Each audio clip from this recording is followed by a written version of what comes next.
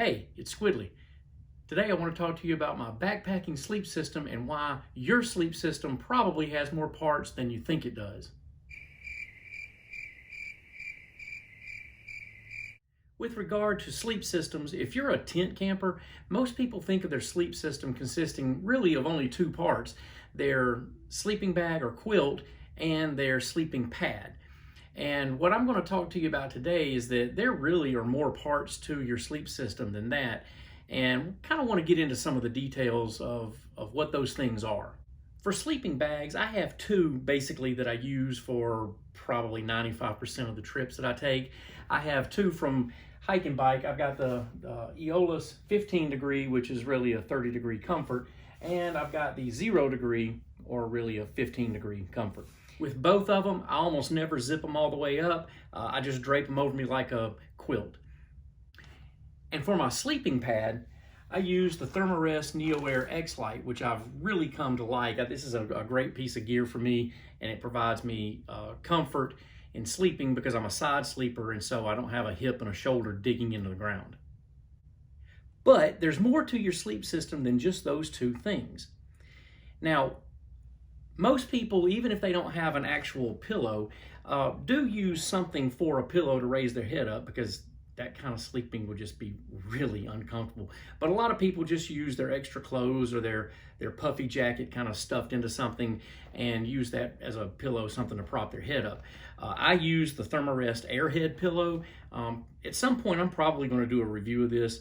Really good piece of gear. But this is what I use to prop my head up to sleep. And we've heard people talk about investing in sleep, and I'd like to suggest there are two ways to invest in sleep. There's investing monetarily. You invest more money into it because it's critical to be able to sleep well at night, in order for those hours to go by and be able to get the rest that you need to function the next day. So monetarily investing in quality gear, but also investing in the ounces, or I guess cumulatively the pounds, that you put into a sleep system to get what you need out of sleep. Now, those three things alone are really what you need to be able to sleep comfortably. And what I'd like to suggest is there are three additional pieces of equipment that make sleep in the backcountry better. And what I'm talking about here is getting the most out of the sleep and being as comfortable as you can. Of these three additional pieces of gear, the first one is the Humble Pee Bottle. I hate to make that sound graphic, but there's just no other nice way to put it. It's just a bottle to put your fluids in the middle of the night. And what I use is the smaller size of the Clorox wet wipe bottles, and it's just the right size for putting fluid in and not running a risk of filling it up, but also keeping it as small as possible. This weighs just under an ounce, and so the penalty for carrying it is small, but it's a little bit bulky, and of course I carry it on the outside of my pack. This is not going inside my pack.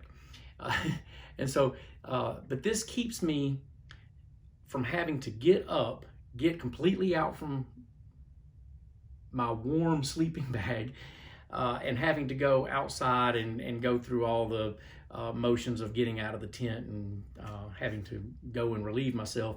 Instead, this allows me to go while I'm still inside the tent. It makes that trip shorter. And after I go, I just put it, of course, outside the tent. The next piece is sleep aids.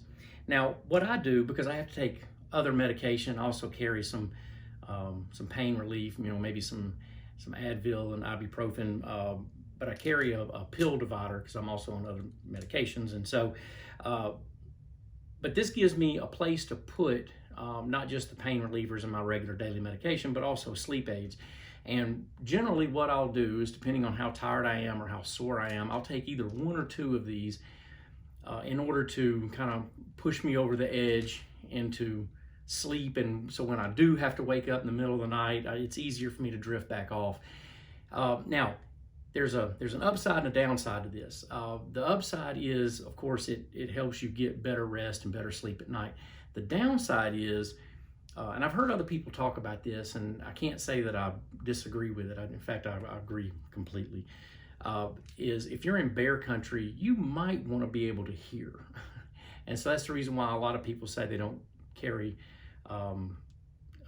earplugs, because they want to be able to hear anything going on outside their tent, which is probably pretty smart. So depending on where I am, I'll either take one or two. If I'm not in bear country, I'll probably take two.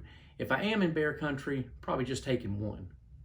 I briefly mentioned earplugs. I don't take earplugs, but I know that there are people who take them as a part of their sleep system so that they're able to get better rest at night. I've never had the need to do it, and so I just don't consider that a part of my sleep system. The final additional part of your sleep system that I consider a pretty critical part of this is something that I don't know that many people really think of, but it's the humble plastic bag. For years, I have used just regular kitchen bags, and they're fine, but at the end of a trip, if I'm out for more than a couple of nights, that bag gets pretty beat up and will begin to have some wear, and I may even get holes in it. This one is a trash compactor bag, and I found at Home Depot they had a box of it that are white, and so the fact that it's white makes it easier to be able to see into.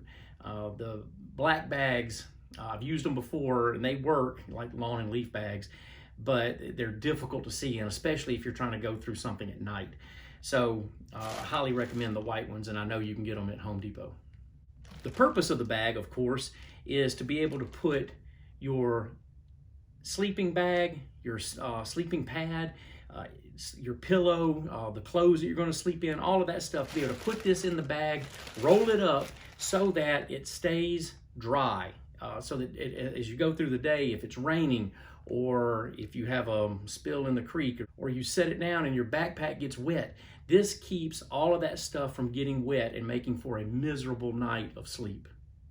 Now for a bonus piece of your sleep system.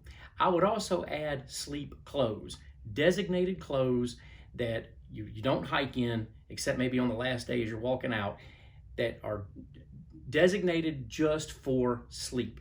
These are clothes that are going to stay cleaner, they're not going to smell as bad, they're not getting wet during the day, so that it makes your sleeping at night more comfortable and doesn't add extra moisture to your sleeping bag. Okay, that's all I've got for sleep system. You tell me, what did I miss? What do you have in your sleep system that I didn't mention? Let me know in the comments. I'd be interested to hear what you have to say. On the way out, don't forget to hit like and subscribe.